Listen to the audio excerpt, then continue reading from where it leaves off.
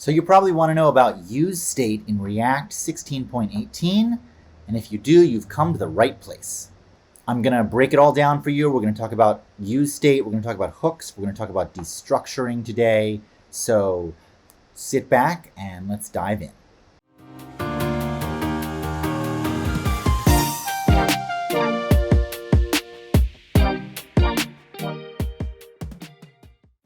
useState is a good place to start with understanding hooks. However, today's lesson relies on your understanding the following four basic concepts of ES6. Variables. Today, we're just going to use a const. Also today, what a ternary is. Today, we'll look at one that is based on a variable called isActive. If isActive is true, the ternary returns £E3A, which is the hex color for pink. And if isActive is false, the ternary returns £FFF, which is the color for white.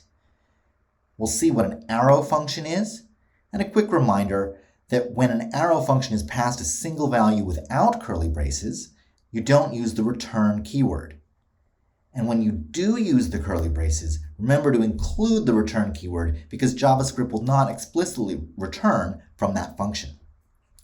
Finally, you'll see at the top and bottom of our file the standard import and export. Always remember to import the top level modules you use as well as functions that you want to use in your code. In this case, we're just going to import React and useState from React, and then of course we'll export at the bottom.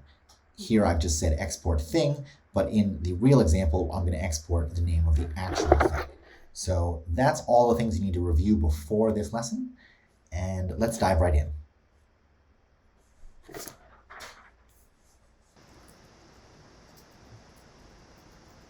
Just like that.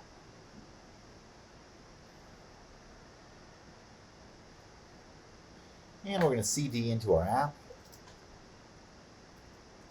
useState example. I'm going to open it with my editor.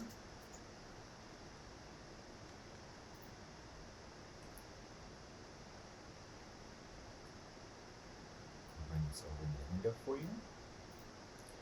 And you can see the basic default create React app is here in your source. We can start our server with yarn start. And just to show you what it looks like, it does indeed look like the default create React app. Great.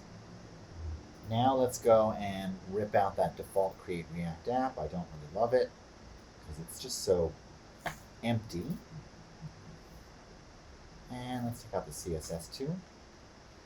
Let's go back to our React app. Oh, we have nothing. That's what we expect. Here I'm going to create a new component. It's going to be a stateless functional component. And it's going to be called Togglebox.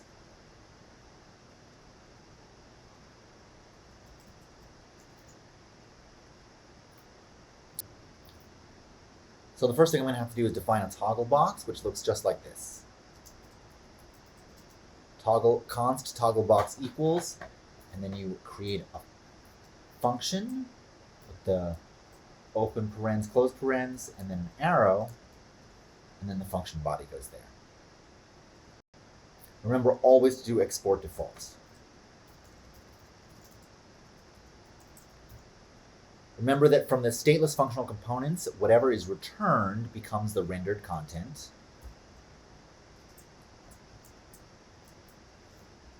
And that should show me nothing still. I can do hello world here. But I still don't see anything because I didn't actually put our Togglebox inside of our app. Oops. Let's import, we don't need logo anymore. Let's import Togglebox from Togglebox like that. And we don't need this anymore.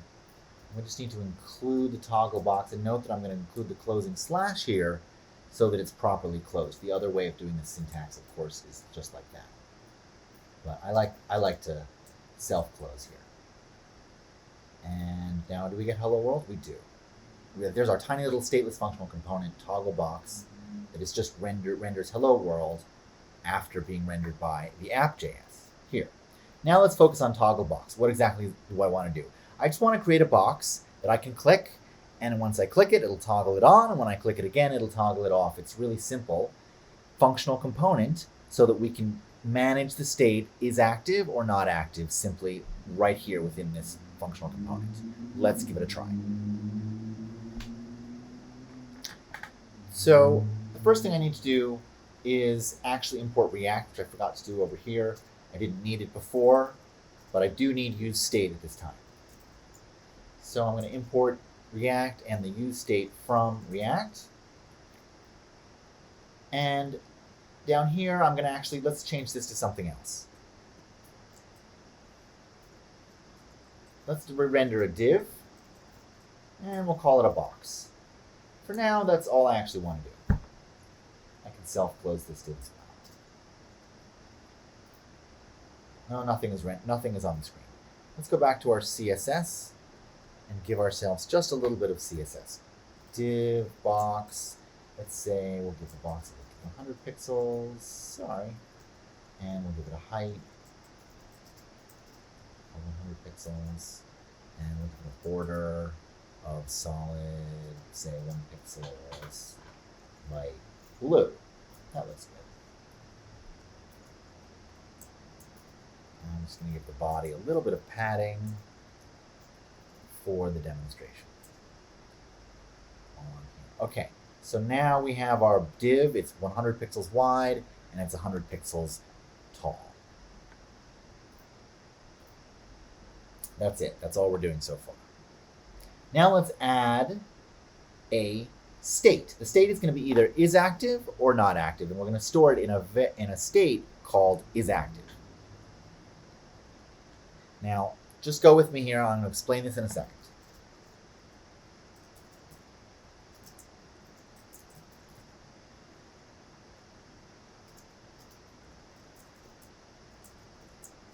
That may look new to you, and that's what the whole purpose of this lesson is about. So I've magically created two methods that useState gives us, and it gives us an is-active, which I created just here on this line of code, and it also gives us a way to set the state as well. So I was told, so I've assigned the setter to set is active, and I'm going to come back to that in a second. Next, I just want to display the background color of this box to be pink if it's active. And I'm going to use the ternary right here, just like this. If it's active, then return E3A, and else we're going to return. Here, we're going to set the background color based on whether or not it's active.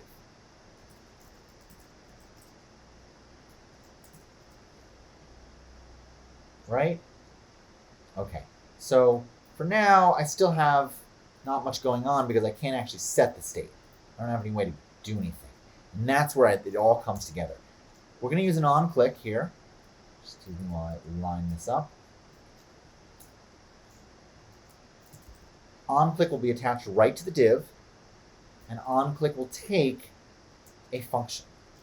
The function is in scope of this return statement, which is the same scope as the entire toggle box. So I can call set is active right here. And because I'm simply going to toggle it on and off, I can simply do not is active, which will toggle it. That's it. That's our entire implementation. As you can see, it should work. I click on, click off, click on, click off. Pretty straightforward for just 17 lines of React, right? I'm going to explain this right now. Here we have array destructuring with useState, and we toggle it on and off. Take a look at it for just 1 second before I get to the explanation of array destructuring with useState. We are rendering a div with a class box, which gives it the height and width. We're using style to set the background color to either pink or white.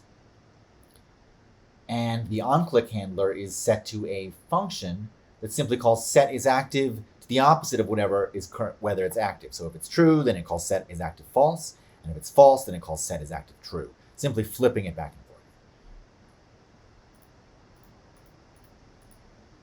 Okay, so let's take a deeper dive at this line right here. Const is active, set is active, useState. Because perhaps if you haven't seen that before, that's the part that usually trips people up. Const is active, set is active equals useState. What's going on here? This is called array destructuring. And what you need to know about array destructuring is just a couple of things. On the left side, we've declared two constants, and we use const here that tells ES6 to declare is active and set is active out of the return value of useState. What you see here in the middle is the array destructuring syntax.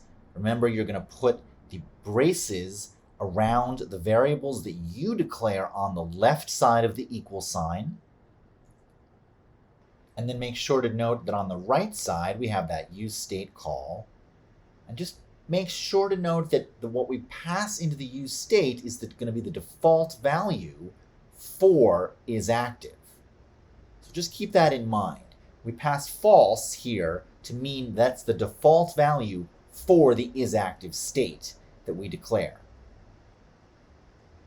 So what's going on here? useState is going to return an array, and we're going to destructure that array into is active and set is active. Imagine useState returning two things, but we don't really know what they are. Right? It's going to return two values. We know it's going to return an array, and it's going to return an array of two things. Those things could be anything.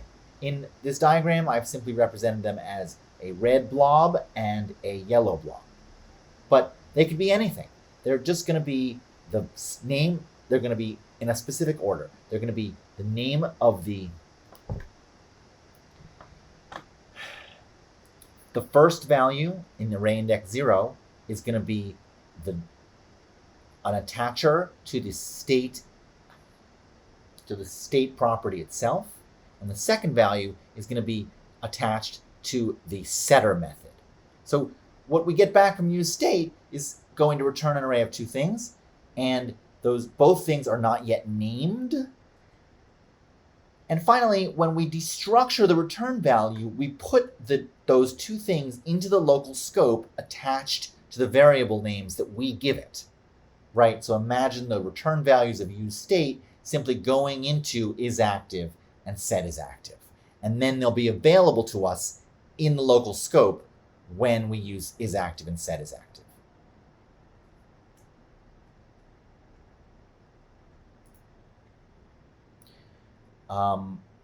Remember about array destructuring that we always return two things. In the index 0, we have the stateful variable. In index 1, we have a set something function that allows you to change the state. Remember that set something function is not yet named.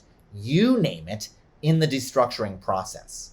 You give the functions names. The other thing to remember is not to confuse this with object destructuring, where the names that you use must match the names of the properties that are coming back from the object.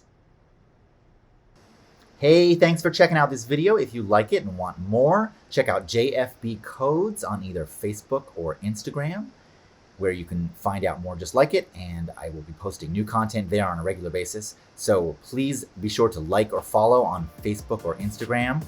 I wish you the best of luck in your coding journey.